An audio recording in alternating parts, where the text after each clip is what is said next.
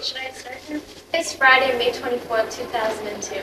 We are at South Windsor High School, South Windsor, Connecticut, and are speaking with Mr. Renaud, a veteran of United States military service. My name is Sonia, and I am joined by Chrissy, Raina, and Brian, who's a cameraman. We are students of the United States history at South Windsor High School, and I will be conducting this interview for the Veterans History Project. Mr. Renaud, would you please tell us your branch of service, your military rank, and when you served? U.S. Army, regular Army. I served from April 1949 until July. I don't remember the date I was discharged. That's why I brought this. You would think I would remember. Discharged.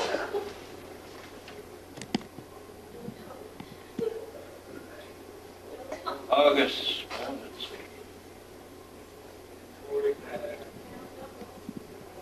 I was discharged in August 53.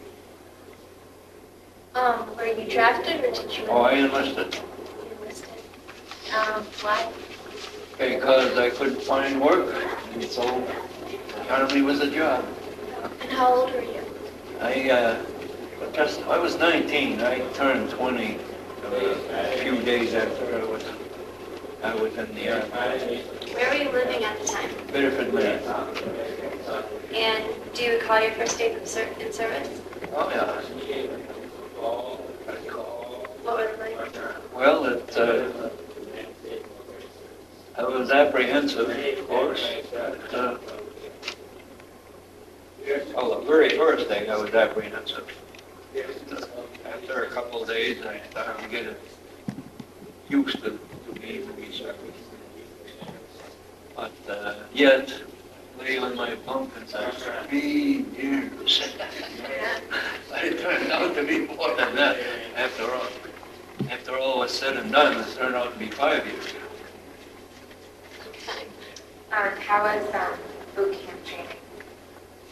Well, it was kind of rough, but I enjoyed it. A lot of drilling and physical exercise. So do you remember your instructors? I remember Sergeant Pucci, because he was in charge of my platoon, and also because he was a judo expert. Everybody respected him. Where exactly did you go during the war? I went to Busan, South Korea, and after that, well, I wound up practically the whole country of Korea. Of course, when I got captured, I went about 15 miles from the Yellow River. But I don't know what town I was in. All I know is I had to walk most of the way, carrying a stretcher. So how did you feel like when you arrived there? Like, what was it like? I arrived there very tired, very hungry, and didn't feel too good, but compared to most, I was in pretty good shape. And the food was terrible. We never did have to starve, but it was awful. I had to get used to things. Like if we had rice, 50% of it was maggots, and you can't pick that up. You just get used to it and eat maggots and all. That's gross. And I got used to eating seaweed. But seaweed, at least it's good for you. And if you wonder what it tastes like, it tastes exactly what it looks like. Salty, rubbery. So you just drink water? Yeah, we drank water. We had to boil the water first. So we ate sorghum, more sorghum than rice actually, and I didn't even know what sorghum was at the time. Some people call it Indian rice, but all the people who came from the southwest of the states do what it was, but they used to feed it to their hogs. But they do make molasses out of sorghum, so we found out. But again, it's nutritious. It's just not very tasty. Yeah. What was your job? In the army, Yeah. so I was a rifleman. Well, for a while I was a mechanic, but a short while. When I got to career, I was no longer a mechanic. Rifleman, machine gunner. That explains your This here? Oh, yeah. Combat infantry Spanish. I forgot. First I thought I was looking at this, I forgot what side it was on. That's a prisoner of war medal. So you saw a lot of combat? Oh, yeah. About 9 months of it before I was captured. Are there many casualties in your unit? Yeah. Well, I was a replacement, one of the first replacements in that unit. There wasn't too many people left there of that original unit. And this regiment came from Hawaii. And when I went in there wasn't too many Hawaiians left. And that regiment was replacing a regiment that had been annihilated, belonged to the 24th Division. And so we took their place. Can you tell us about a couple of your most memorable experiences? My most memorable experience is being scared to death. well, we got stuck behind enemy lines, you know. Well, our position got overrun. First of all, we didn't know it was a major offensive. We just knew that we was in position. We also didn't know that we were the rear guard. We was going back. And so we got overrun. First thing you know, there was more Chinese behind us than there was in front of us. So it was nighttime, and we were all marching about 10 yards apart because mortars were being dropped in. And the guy in front of me lost sight of the man in front of him, and so he went the wrong way instead of following the rest of the company. So we got lost. Wow. So then we found a cave where the Chinese used to hide well, let's call it a cannon. I can't come up with the word. That's enough. And so that was big, and there was about 13 of us. So we stayed in this cave, no food, no water, for about 3 days. And seeing we didn't know what was happening, we were waiting for the Americans to come back and retake the terrain like they always do. But instead they kept going back further and further. So one night we decided to try to make it on our own, but by then we were too weak. After walking a mile, we were dizzy and everything. Decided to go back to the cave, and we voted to surrender. So the next morning we went looking for the Chinese. Of course, we destroyed our weapons and everything, and I kept 2 grenades. I didn't want to be captured by North Koreans because then you'd be tortured to death. So what's the sense? So that's why I kept those in case they were North Koreans. When I saw they were Chinese, then I ditched those grenades in the bush.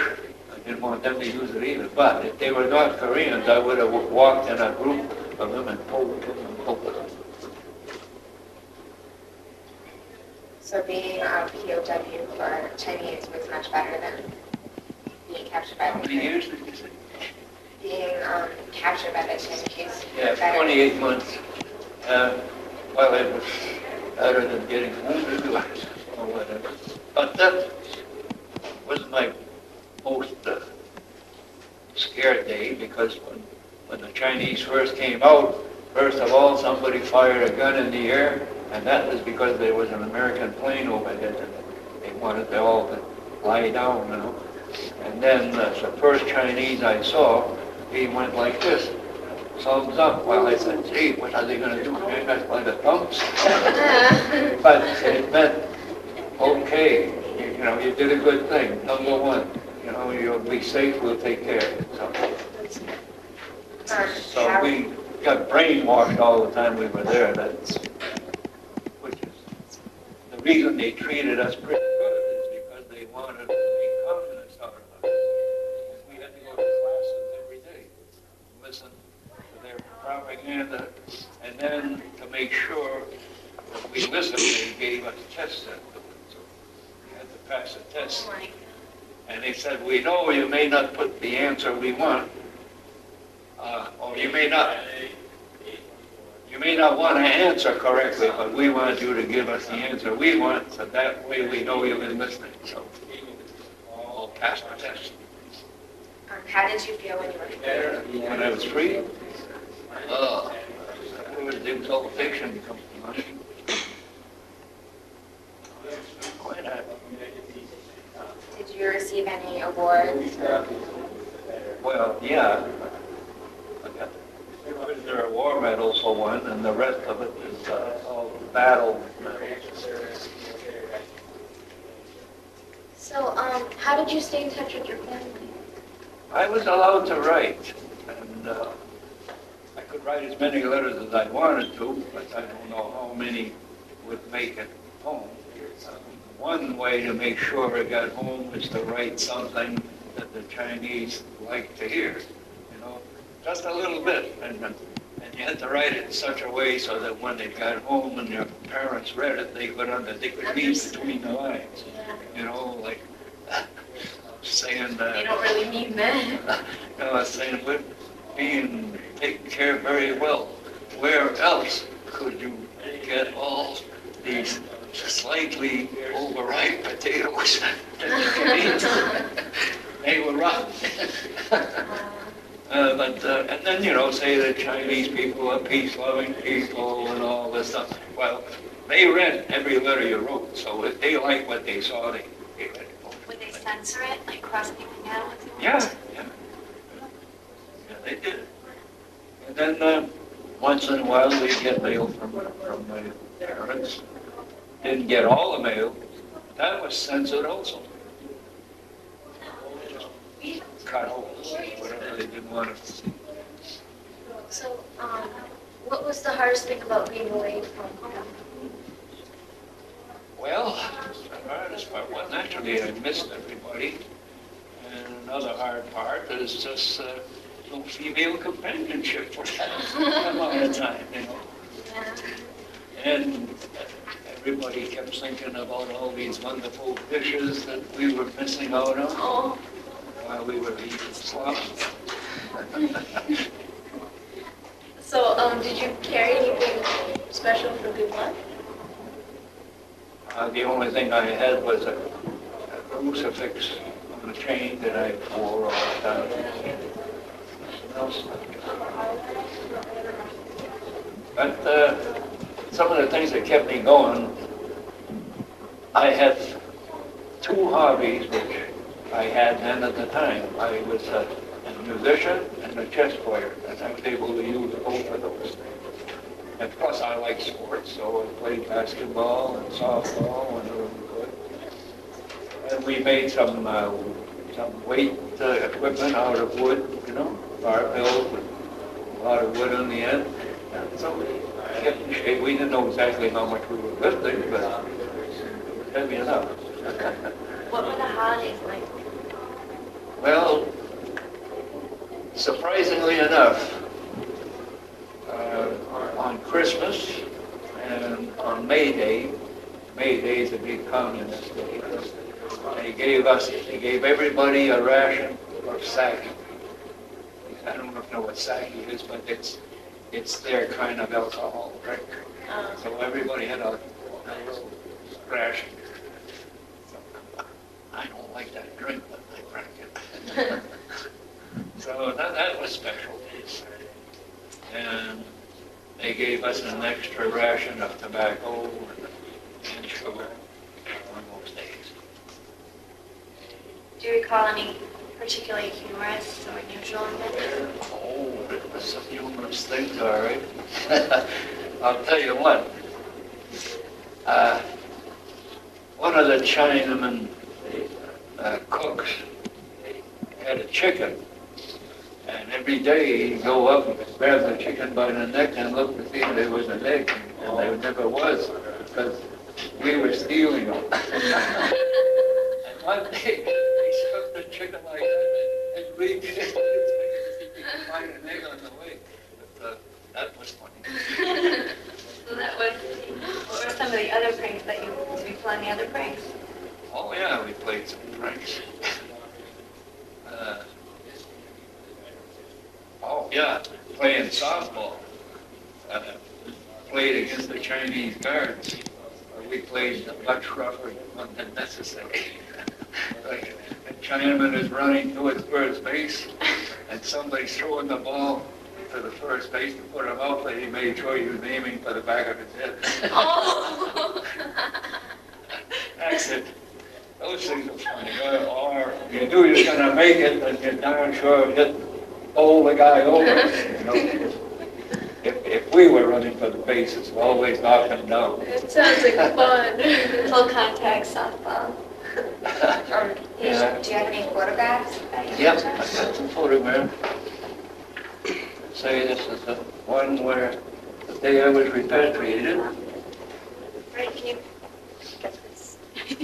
Tell me when. You want to explain about it? That's him. We had just got across the line, and the first thing they wanted to do is put us in a little group and make a photo.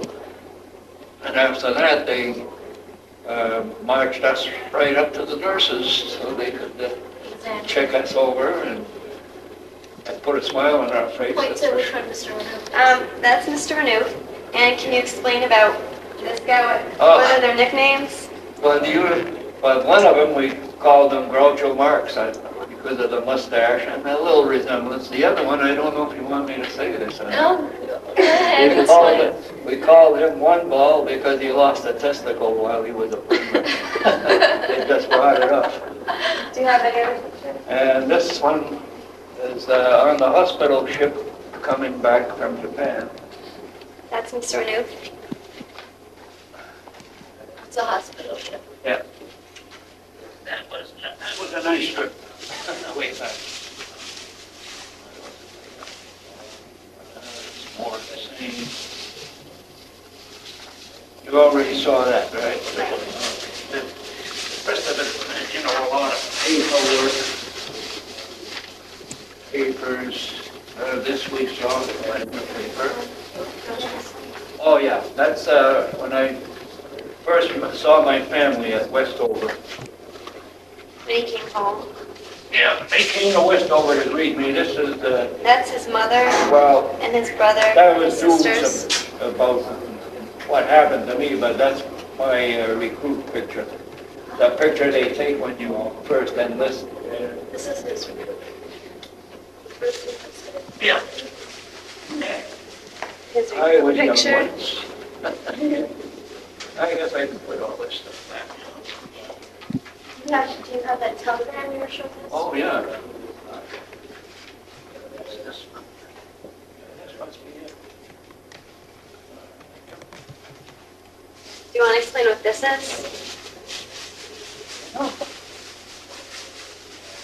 There was one moment there when you was asking me questions that seemed so real, I almost cried. You know?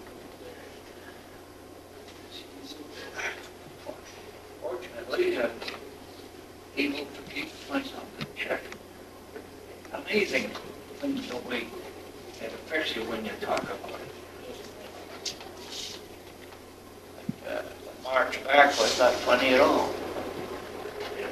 Walk at least 100 miles, always at night.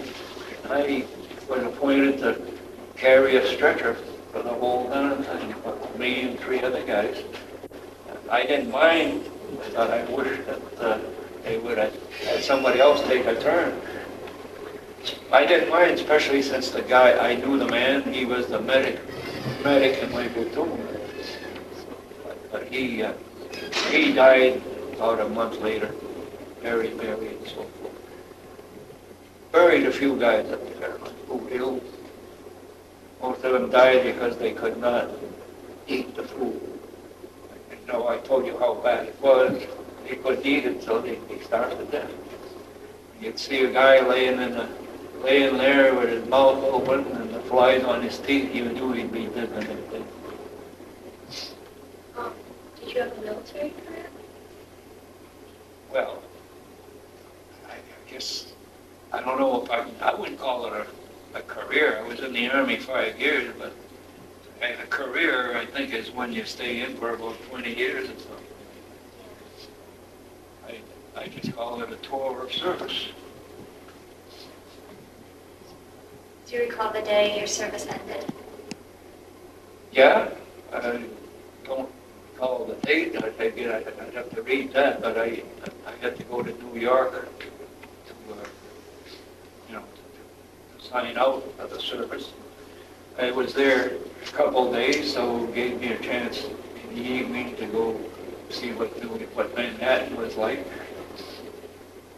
Actually, it was too much for me.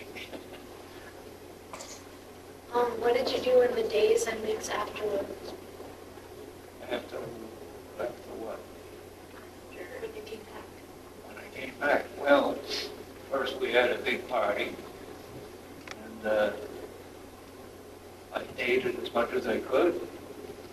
And my kid sister was working for the state, and so was my wife.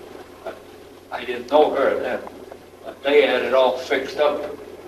My sister had it all fixed up for me to meet her, and I married her.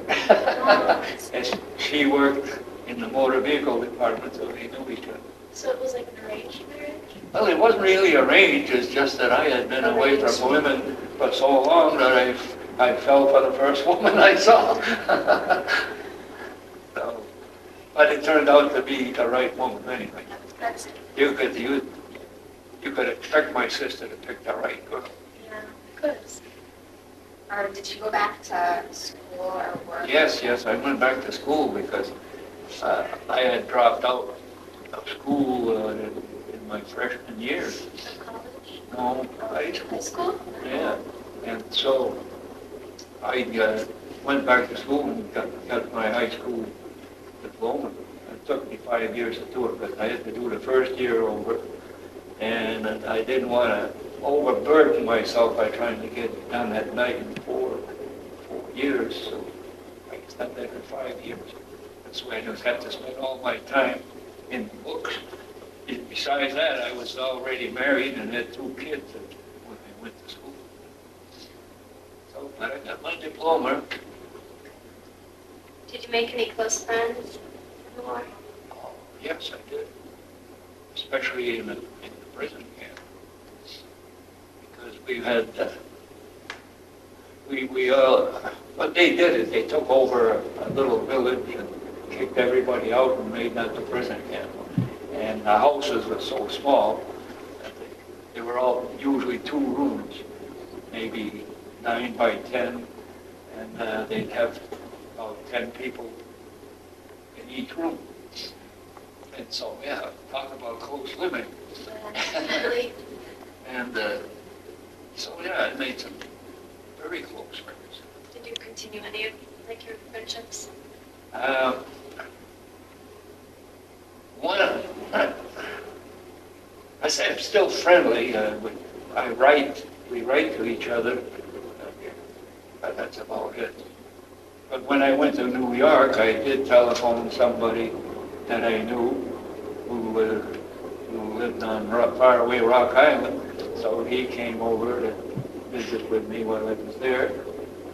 And there was another guy, James Flowers. He had re-enlisted. He got a furlough and he came to visit me in Ellenwood, where I was living at the time. Yeah, so did you join a veterans organization? Yeah, well, I joined disabled veterans. I joined VFW and also this Korean Veterans Organization. What was most rewarding about serving? Well, rewarding. I can't think of anything that was rewarding about it. Except that when I got released, I had a lot of money saved. I was still getting paid, but I was going home. So when I came home, I had a bonus for being a prisoner of war and all that back pay. Well, that was rewarding. Otherwise, I would never have saved any money that age. Do you have any regrets about enlisting? The only regret I have is I enlisted in the wrong branch of service. I should have enlisted in either the Navy or the Air Force. I would have had a much easier life. And I would have had a much, especially in the Navy, much nicer place to sleep at night instead of in a foxhole. That's about the only difference. Did your military experience influence your thinking about war or about the military in general? To some extent,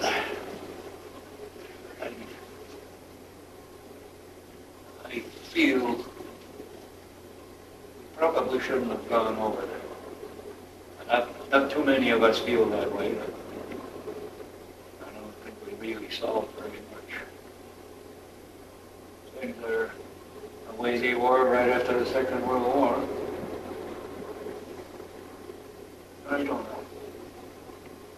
I got mixed feelings about that. I certainly was against the Vietnam War. I mean, I didn't have anything to do with it, but I thought it was foolish. Turned out to be right. Yeah, like yesterday that we had an assembly with 6 veterans, and one of them said that you would think that we would learn something after all these experiences of war, and like know that this isn't something that you should just go and do when you have the chance.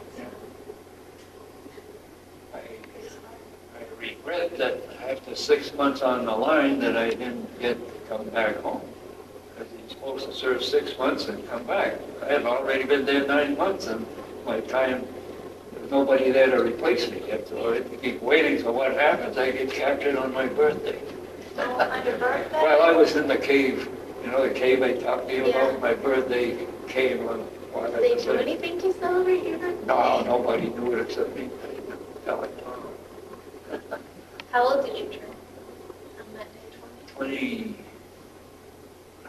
you know, I think 23. Yeah, that's right.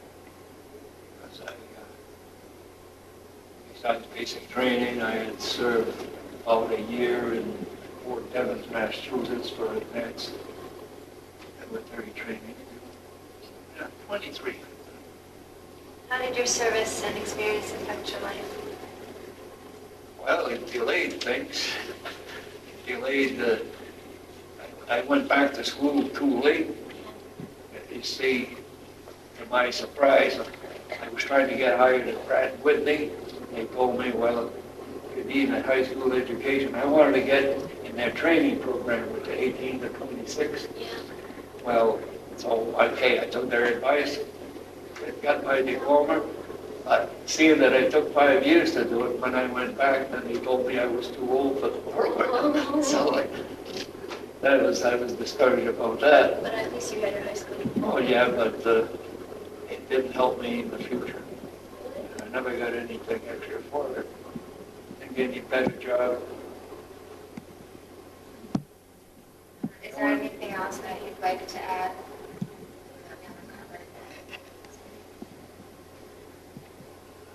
No, not really. Nothing that you want to tell us? You want us to know? Well, you know, I actually made some friends, South Korean friends, and learned a few words in South Korean. I say hi. Yeah. 안녕하십니까. Wow, that's long. 안녕하십니까. Some word. See, there was 4 South Koreans in my outfit, but then we called them ammo bearers. But they had rifles, they fought too, but got close to them. See. So I remember the name of some of them. One Kim One, a lot of Kims. Kim One Jung, Kim One Buck, Kim Woo Sun. The other one I don't remember. But we talked, you know, and I learned a little Korean from them. And some of the some of the words you probably wonder, why would anybody want to do that? But I want to know, how do you say boxing? And that turned out to be Nikang Nekang Saoja. And the way they fight with their feet, like the French do. You know, well, at least the French did years ago, where they'd have matches, a lot of kicking. They call that cocky do. Harmony is grandmother. Papa-san, no. Abuji's grandfather. Mama-san is mother. Abuji is like, in Pakistan, they say Abuji for grandfather. See, they do, but Yeah. That's interesting. well, then I learned a little bit of Chinese, but not as much as Korean. I had to learn what was necessary. You stepped out at night, you wanted to go to the bathroom, say, show in, and the guard knew you wanted to go take a leak or whatever. If it was the other one that knew it was going to take longer, so you'd say, está bien. You knew you were going to stay there a little longer.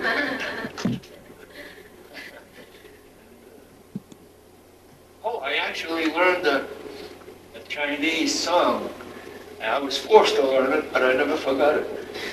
I don't know the meaning of the words, but I had to learn it.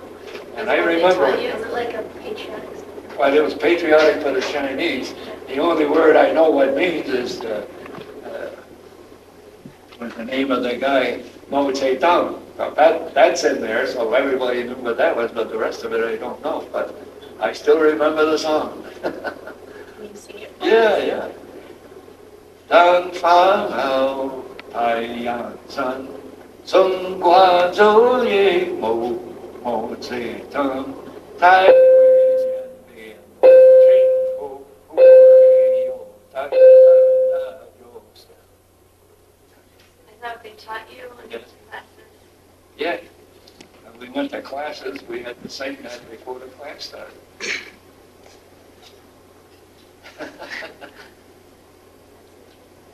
Anything